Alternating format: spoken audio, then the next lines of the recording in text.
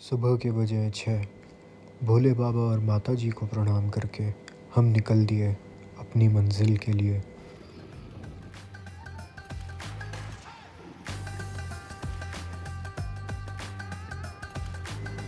सवारी को कर तैयार, होकर उस पर सवार, पकड़ ली हमने रोड टू आगरा।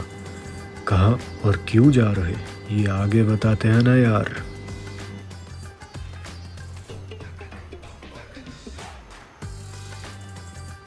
राइड शुरू हुई थी जयपुर से, अब हम पहुंचने वाले हैं दौसा। यहाँ हम क्या करेंगे वो अब आपको बताते हैं। ये ट्रक जहाँ हमारे रास्ते के बीच में आ गया है, ये है दौसा सिटी में एंटर करने का फर्स्ट पॉइंट, जो कि हम ऑब्वियसली अवॉइड करेंगे।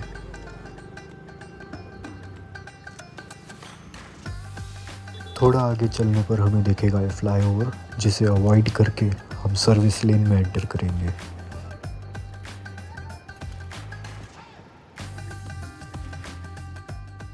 फ्लाईओवर के नीचे से राइट लेके हम एंटर करेंगे दौसा सिटी में और इस रोड पर एकदम सीधा चलेंगे।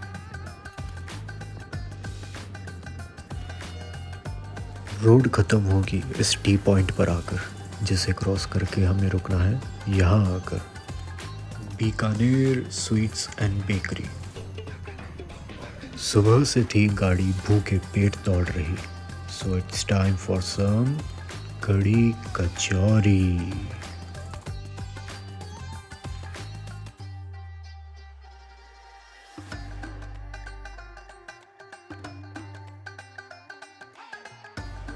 भूखे पेट घर से निकलना तो एक बहाना था, असल में तो गर्मा गर्म नाश्ता करने यहाँ आना था।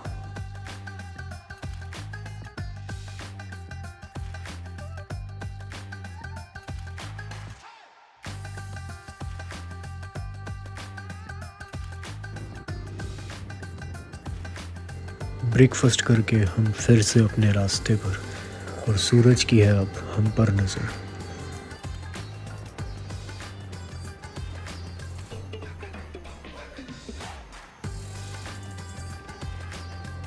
दिन चढ़ता जा रहा और गर्मी बढ़ती जा रही है, पर फिक्र नहीं क्योंकि मंजिल नज़दीक आती जा रही है। आगरा रोड छोड़ हम भरतपुर में गए रुक, गर्मी ऐसी थी कि गला भी गया सूख।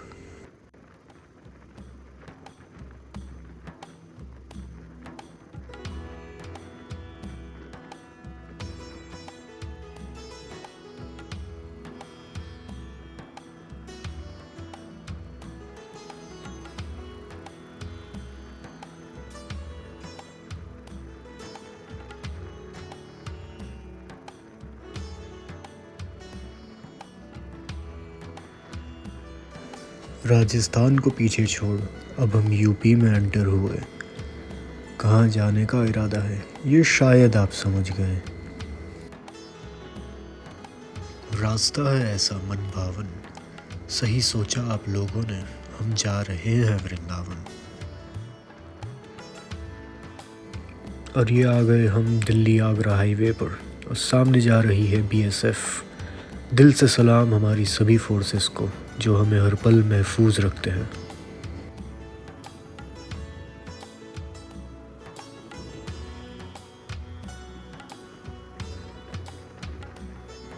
और जब दिखने लगे शंकर तो तैयार हो जाना, क्योंकि अब मन भर आएगा राधे राधे सुनकर। यही है हमारे वृंदावन में एंट्री लेने का फर्स्ट पॉइंट।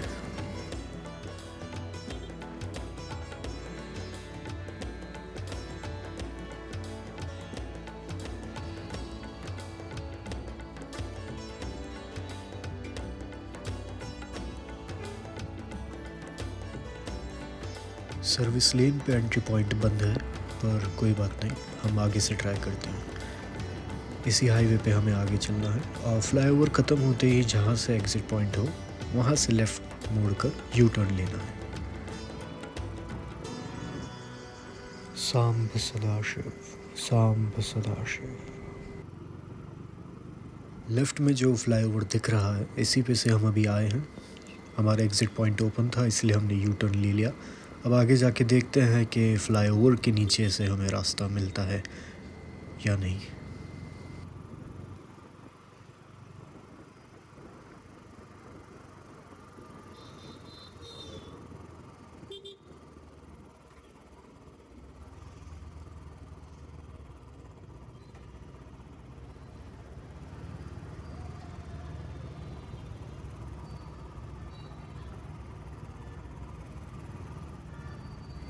और बैरिकेड्स तो यहाँ पर भी है, बट हम बाइक पर है इसलिए जा सकते हैं। खैर यूजुअली ऐसा होता नहीं है यहाँ पर। और हमें पता लगा कि हमारी आदरणीय प्रेसिडेंट यहाँ पर दर्शन के लिए आने वाले हैं, इसलिए प्रोटोकॉल्स के लिए ये डाइवर्जन्स क्रिएट किए गए हैं।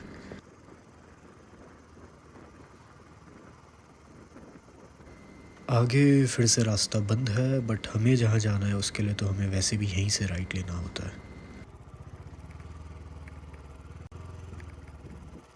अरे तूतू भैया, काहे हमारे आगे दौड़ रहे हैं भाई, थोड़ा रास्ता दे दीजिए। तो पहुंच गए हम हमारे डेरे पे। थोड़ा आराम करके फिर शाम को आपको बताएंगे कि हम किन के दर्शन के लिए यहाँ पर आए हैं। और ये खड़े लाला गोवर्धन जी को अपनी उंगली पे धारण किए।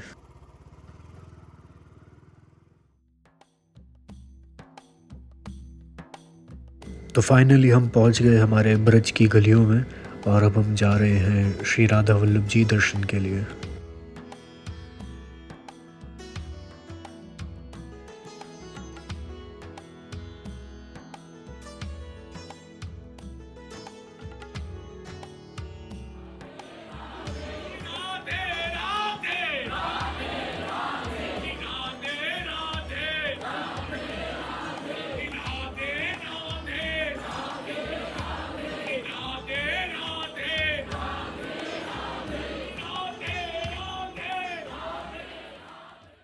राधा वल्लभ जी के पीछे वाला गेट, जिस तरफ हरिवंश महाप्रभु का मंदिर है, उस तरफ से बाहर निकल के जैसे ही आप रोड पर आते हैं तो लेफ़्ट में 4 कदम पे आपको मिलेंगे श्री राधिका वल्लभ जी। अगर आपको लगता है भीड़ के कारण आप राधा वल्लभ जी के दर्शन अच्छे से नहीं कर पाए, तो आप यहाँ आकर दर्शन कर सकते हैं। इनका स्वरूप भी उनसे काफ़ी मिलता जुलता है।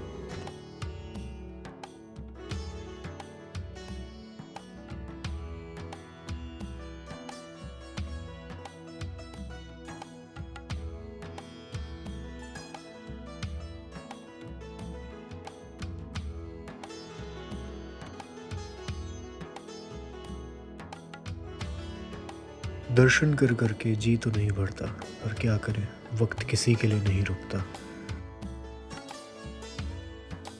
दर्शन करके आंखों की प्यास तो बुझ गई, बट क्या करें, अब इस पापी पेट की प्यास बुझाने के लिए हम चले आए यहाँ पर। और यहाँ भैया ने हमें पिलाई बहुत ही स्वादिष्ट लस्सी, बर्फ़ से चूर और मलाई भरपूर, और थोड़ा सा इलायची पाउडर फ्लेवर के लिए। आप चाहें तो रूह अफ़ज़ा भी डलवा सकते हैं, वो ऑप्शनल है। बस इतने में ही हो जाती है हमारी बेहतरीन लस्सी तैयार।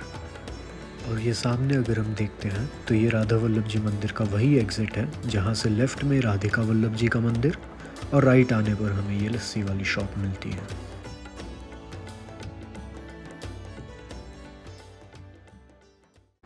तो अगली सुबह हम हो जाते हैं घर वापसी के लिए तैयार, और इस बार बंदरों ने मस्ती में हमारी गाड़ी का बैक रेस्ट फाड़ दिया। कोई बात नहीं। एक और अर्ली मॉर्निंग, और अब हम निकल गए हैं जयपुर के लिए। राइड शुरू करने से पहले माता जी और महादेव जी के दर्शन हुए थे, और उसी तरह वापस माता जी के दर्शन हमें यहाँ हो रहे हैं। आंखें खुली रखिएगा, आगे महादेव भी आएंगे।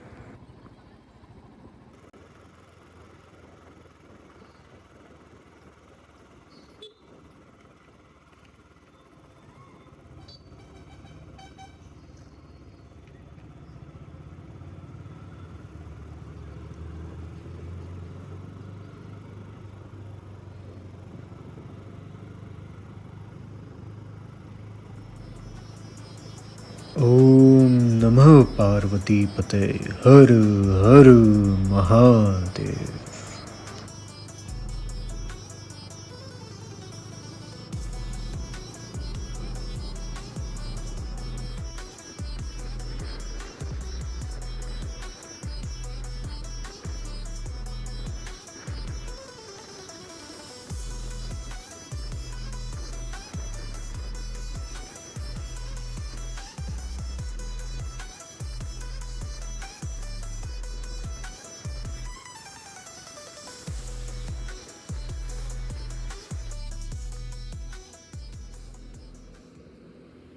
अब हम रुके फॉर अ मैंडेटरी चाय and biscuit break.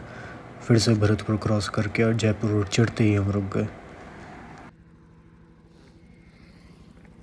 All set, बाकी बातें हम करेंगे राइड पर चलते चलते।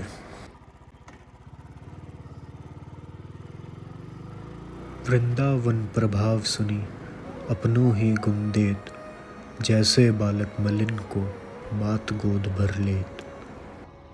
शायद इसका मतलब ये है कि एक बार जो वृंदावन से जुड़ गया, वृंदावन उसे अपनी पॉजिटिविटी, अपना प्रभाव, अपना प्रेम दे देता है। जैसे एक माँ अपने मैले कुचैले बच्चे को बिना घिन किए अपनी गोद में भर लेती है, अपने दिल से लगा लेती है, अपने आंचल में छुपा लेती है, वैसे ही वृंदावन भी अपने जनों को बिना किसी जजमेंट के एक्सेप्ट कर लेता है और उनकी सभी बुराइयों को अच्छाइयों में बदल देता है। वो माँ का आंचल है ये ब्रज क्षेत्र, और वो माँ है हमारी प्रिय श्री जी, जो हमारी हर गलती, हर बुराई को नज़रअंदाज करके हमें एक मौका देती है कि हम अपने आप को बदलें। शायद इसलिए ये सफ़र भी ज़रूरी था। उन्हें मालूम था कि मुझे उनकी ज़रूरत है, इसलिए उन्होंने मुझे अपने पास बुला लिया, मेरे सवालों के जवाब दिए और फिर मुझे जाने दिया। और इसी के साथ ही हमारा ये सफ़र ख़त्म होने को आया है। अगर आपको हमारा एफ़र्ट पसंद आया और ये कहानी पसंद आई हो तो लाइक करें, शेयर करें एंड सब्सक्राइब करें। आपके सपोर्ट से ही हमें मोटिवेशन मिलेगा कि हम और कहानियाँ और नज़ारे आपके सामने लाएं। Stay blessed.